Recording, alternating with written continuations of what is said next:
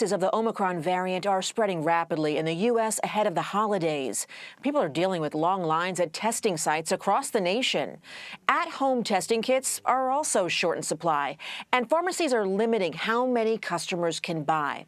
Meanwhile, the CDC is shortening the recommended isolation time for healthcare workers who test positive for COVID-19 from 10 days to 7 days, as long as they don't have symptoms.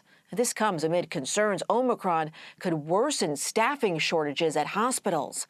More than 51 million cases have been confirmed in the U.S. since the start of the pandemic almost 2 years ago. More than 813,000 Americans have died. CBS News correspondent Nancy Chen reports from New York City. Omicron is spreading so quickly here in New York. Daily infections are up 34% in just 1 day. The nearly 40,000 new cases is the highest one-day total since the pandemic started. In the last-minute scramble to get home safely for the holidays, the most popular gift may be the toughest to find. Hundreds of people waited today at this site in New York City for test kits to take home. How hard is it to get a test these days? Really hard. I've tried a couple of times, and I came on Wednesday, and after putting my name down, it was a 6.5-hour wait. It's not just getting the test. Labs are overwhelmed, and frustration is growing. Took a PCR test with guaranteed results supposedly in 24 hours. It took 5 days to get those results, which at this point are meaningless.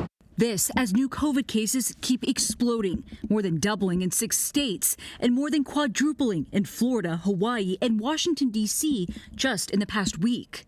According to one projection from researchers at the University of Washington, nearly 3 million Americans could be infected each day by the end of January.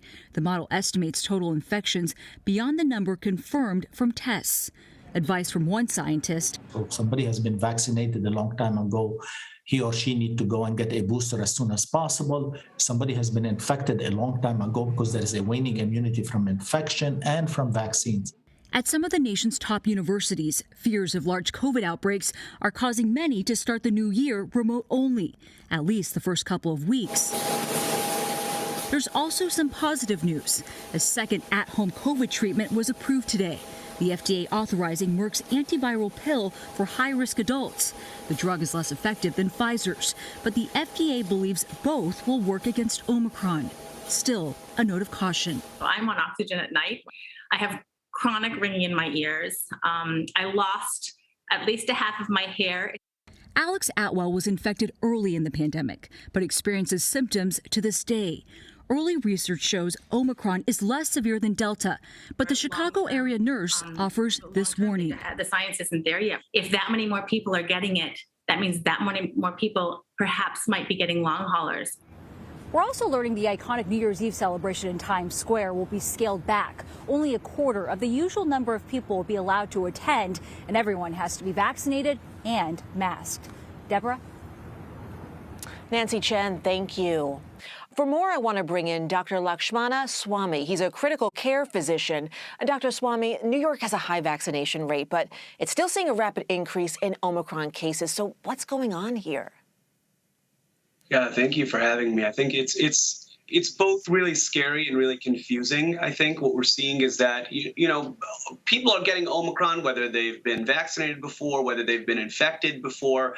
It's just spreading. I mean, I thought Delta spread like wildfire. Omicron is something on a totally different scale. The good thing is most people aren't getting sick. I think the bad thing is that that's having those huge downstream implications on staffing in every sector. Absolutely. And, I've been out there reporting this. I've seen the long lines of people waiting to get tested for the virus. Home tests, also difficult to come by, can't find them online. So how can we make access to testing easier right now? And how can people be sure that they can even trust home tests? Yeah, I think that this is a vexing problem because, as always, we're so far behind the 8 ball, right? We needed these tests a month ago, and we're going to get them a month from now. Well after the holiday season is when I think everyone will have all the access they need. I hope not, but I would be shocked if suddenly everyone's going to be able to get it in time for the holidays starting tomorrow, right? So I think what we're going to see instead is a lot of people that are unable to test before they travel and are going to decide either not to travel or are going to travel travel, and that virus is going to spread. Yeah, absolutely. That's my fear as well. And many families, again, like you're saying, they're getting together. I mean, we're heading right into Christmas. So if you can, please remind our viewers, people watching right now, how can they stay safe for the holidays, especially if, they're unsure about the people around them being tested or vaccinated? It's a really uncomfortable position to be in. Here, I think that the narrative around how to deal with these surges, I think, is often painted as either we're going into a full lockdown or we're not going to do anything at all. And I think the reality is you can get quite a lot of life out of the middle with reasonable restrictions on yourself and what kind of gatherings you're going to go to. I wish I could go to a big indoor, Christmas party like I would have a couple years ago, but that's just not a reality. I think what is a reality, though, and what I think is largely very safe, is gathering with your family and testing before. That's easy to say, incredibly hard to do. But even in any case, small gatherings with your family, I think that's very reasonable. Got it.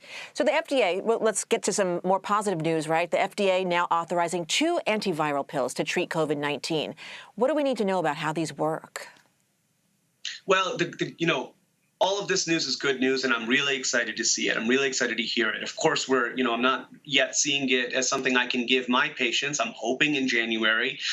There's a lot of logistic barriers that we're going to face there. The biggest one is that there's a window at which you get symptoms, you get tested, and then you get these pills, 3 pills twice a day.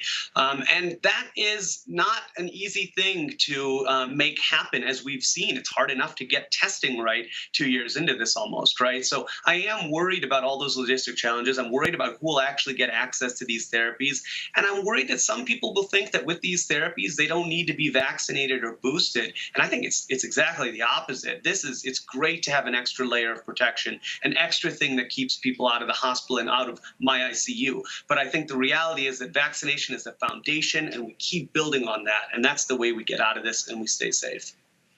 Speaking of your ICU, Dr. Swamy, as a critical care physician, what are you seeing there on the front lines?